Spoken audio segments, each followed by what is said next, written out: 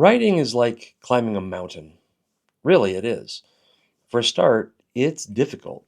It also takes a long time, usually longer than you want, often longer than you expect. Not convinced? Consider this. You know where you're going, but not how you're going to get there, how long it will take, what you'll see along the way, or who you'll meet on the trail. So, am I talking about climbing a mountain or writing a book? See what I mean?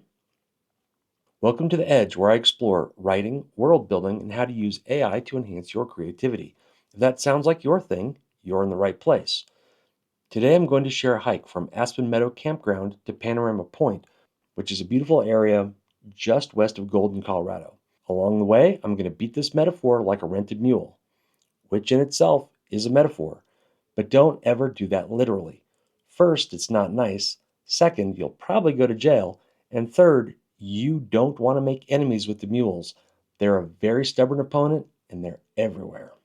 And this isn't just a prolonged metaphor, it's a good way to look at a writing project, a good way to reflect on your writing process, and a great way to internalize the importance of practice and why you keep at this day after day, even though it seems like your end goal is very, very far away. Writing is like climbing a mountain. When you hike in the backcountry, you'll find there are thousands of well established trails. In some places, you have to follow the trails. In other places, following the trails makes it easier both to find your way and to get there faster, but you can take your own path, getting to the top your own way, or even veering off into areas few other people have ever visited. The choice is yours. You'll also notice the trail never takes you straight there. It zigs, it zags, it doubles back on itself. Sometimes it has to in order to conform to the shape of the mountain. Other times it's just a tradition, the way people have done it for a long time. And sometimes you just don't know why. But you'll keep on keeping on, foot after foot, one in front of the other, because that's where the trail goes. In the beginning, climbing a mountain, like writing a story, novel, or screenplay, starts at the beginning. Maybe you're a planner. If so, you'll figure out your route, estimate how long it will take, and build a plan around that. You'll pack up your essential gear, the things you'll need along the way. If you're writing, you'll figure out what kind of project you're going to tackle, what it's about. Do some research, put together an outline. Or maybe you're not a planner. Maybe you're just winging it. You'll find a trailhead in an area that looks interesting, and you'll just start walking. You'll get somewhere. And in the beginning, it's good to know your capabilities. If you are a beginner, try something shorter. Try something on easier terrain. Don't just dive right into the advanced stuff, or you'll just end up with a painful and frustrating setback that might derail you from ever trying this again. But as you get better and stronger and more experienced, keep seeking out new and challenging goals. It'll keep things fresh and exciting, and you'll reach places you once only dreamed of. Those first few steps will always be hard. You'll be mentally and physically shifting gears, but soon you'll be in the swing of it. It'll start out fast when you're fresh and full of energy and enthusiasm, and it won't seem that hard. Enjoy this time because it will get harder. But for now, let it start out fast. Enjoy the scenery, get moving, find a comfortable pace, and away you go. And if this is the first time you've done it, work your way through it, get to the top. This first time through will be the most exciting because it's fresh in your mind and you've never done it before. The beginning will fly by, and soon you'll find yourself working your way up the trail, one step after another, one page after another.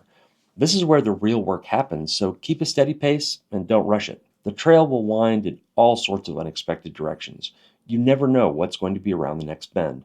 Some parts are steep, a slow, miserable slog you'll just have to knuckle down and work your way through. Other parts are downhill, they just write themselves. You can sit back, relax, recharge, and enjoy the view for a while. And be sure to look around from time to time. The most interesting thing you'll see might be just off to the side, easy to miss if your eyes are fixated on the path in front of you. And as you continue to climb, you'll start to get tired. Try adjusting your pace. One strategy is to set a pace faster or slower based on how difficult the path is, with the goal of maintaining a steady energy output. If the trail is steep and rough, slow down. If the trail is wide open and flat, go your normal pace. If the trail slants downhill, go faster. Use that momentum to your advantage. You'll also find there are false summits. You'll see what looks like the top only to reach it and find another long stretch of work still in front of you. Don't let these get you down. See each as an achievement, a time to celebrate, and maybe take a little break before continuing onward and upward. There will also be roadblocks, unexpected obstacles blocking your path. even places where the path is washed out and it's not clear at all where you're supposed to go. When you hit these spots, stop, take a moment, get your bearings, think it through, and proceed carefully, ready to backtrack if you need to. But don't be too worried. Usually these are easy to work through and you'll be making progress again in no time. And don't forget to take breaks. You need to take breaks. Sometimes just to catch your breath, sometimes to hydrate, have a snack and recharge before tackling that next section. Enjoy these and take them as often as you need to. It's better to go a bit slower and keep yourself at your optimal performance than to push it and run out of steam or, worse yet, hurt yourself. And a map helps you stay on course, helps you see both how far you've come and how far you have left to reach your destination. Now, some people hate maps. They chafe at directions. They get annoyed by advice. Mostly, these people get lost, get frustrated, and give up. Sometimes they end up in desperate situations and need help getting out. But sometimes they find a new route, hidden waterfalls, unexplored caves, or discover breathtaking places no one has ever been before. So, no, you don't need a map. And even if you have one, you don't have to follow it. But if you have a map, it's much easier to find your way, and you'll get where you're going much faster with less anxiety and less chance of it all going terribly wrong. When you come to a fork in the road, you have to make a choice. A map comes in very handy about now because one direction will lead you where you want to go, and the other direction will lead you further away from it. Even if you've done it before, a map will remind you where to turn, how long you have left, and if you're up for a little adventure, it can show you places you haven't been before, trails you have yet to climb. So you might want to check the map before you head out. Maybe even look at a few maps before you ever start your journey and decide which one is best for you. Exactly where do you want to go? And figure out which route is going to work best for you. The people you'll meet along the way. It used to be you could walk for miles and miles and never see another soul. There was something magical about this, about going on your own journey of discovery and exploration and not having to worry about other people. But everywhere you go, there are more people now. More activities using the same trails, and even with writing, there are more forms of media people are writing for, and more ways people are expressing themselves with different kinds of writing. And sooner or later, you're going to run into them. Some will get in your way, some will help you. But no matter what mountain you climb and what route you chose, you are going to run into other people. You might even start out with a group, all of you headed to the same place together. Just remember that everyone goes at their own pace, everyone has their own way of doing things, so be supportive. Don't expect them to tackle everything the same way you do. And along the way, you'll meet strangers. They might be going to the same place, or they might be going to a different place entirely, just sharing this little slice of trail with you. And when your trails cross, they might get in your way. Most of them don't mean to, so be polite, be patient, and be helpful. You never know when someone you meet will be important later. Like how many layers that had? You'll also pass people along the way, and people will pass you. Don't worry about it. Everyone goes at their own pace, and in the end, it doesn't really matter how fast you're going, as long as you reach your destination. And as you interact with these other people, you'll find that there are some who just want to get there as fast as they can. They tuck their head down, they march forward as quickly as possible, unaware of the beauty and wonder around them. They reach the top, have a snack, and race back down so they can head off to the next trail. They might do 3 or 4 different mountains in the time it takes you to do one, and that's okay.